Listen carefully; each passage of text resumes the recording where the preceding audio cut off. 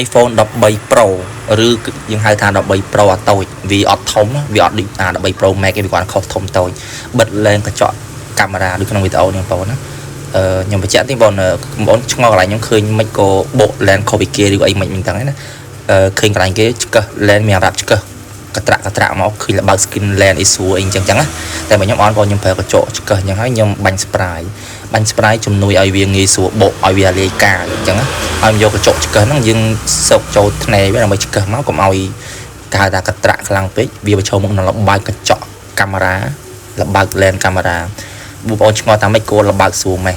អាចដែរមកអាចដែរសារចង្ការទូរស័ព្ទខ្លះសបកគាត់ copy សបកយ៉ាសបកធ្លាប់ដោបាទសបកធ្លាប់ដោតួធ្លាប់ដោហ្នឹងគឺអារបស់ហ្នឹងយ៉ាទាំងអស់យ៉ាទាំងខ្នងយ៉ាទាំងសបកយ៉ាទាំងតួយ៉ាទាំងកញ្ចក់កាមេរ៉ាយ៉ាទាំង lens ដល់ពេលយើងបងប្អូនឆ្កឹះកត្រាក់មកល្បើកមកបងប្អូនសងគេឬក៏យ៉ាងម៉េចឬពិបាកដោះស្រាយពីភ្ញៀវអញ្ចឹងវីដេអូនេះខ្ញុំចង់បញ្យល់ទៅកាន់ភ្ញៀវក៏អាចចែករំលែកទៅកាន់ជាងខ្លះដែរបាទខ្ញុំធ្វើបែបនេះងាយស្រួលបកបាត់បាទក្នុងវីដេអូនោះអត់មានប្រវត្តិអីប្រហែលបងហើយណាមួយបាញ់ spray សម្អាតកញ្ចក់កាមេរ៉ាហើយណាមួយយើងត្រូវបាញ់ spray ដើម្បីជូតកញ្ចក់ lens កាមេរ៉ាដើម្បីសម្អាតទៅឲ្យយើងបិទ lens ទៅវាស្អាតដូចគ្នាដែរទេអញ្ចឹងយើងគាត់តែមុននឹងក្រោយទាំងបងហើយខ្ញុំបញ្ជាក់ទៅកាន់បងប្អូនឃើញខ្ញុំយកច្រាស់ដុសធ្មេញមកជូតហ្នឹងខ្ញុំមានច្រាស់ពីរប្រភេទច្រាស់រឹងកាលរឹងល្មមនិងទន់អានេះទន់ហ្នឹងបងណាតាក់ទងនឹងជូតកញ្ចក់កន្លែងនេះឆ្កោតកន្លែងឆ្អាងខ្ញុំប្រើច្រាស់ទន់បាទទន់ក្នុងវីដេអូនេះទន់នឹងឆ្កោត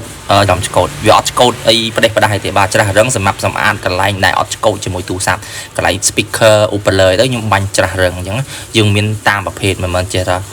ដាក់ឆាច់យកច្រាស់រឹងមកដាក់ទេបងណាហើយឃើញអញ្ចឹងកុំឆ្ងល់ថា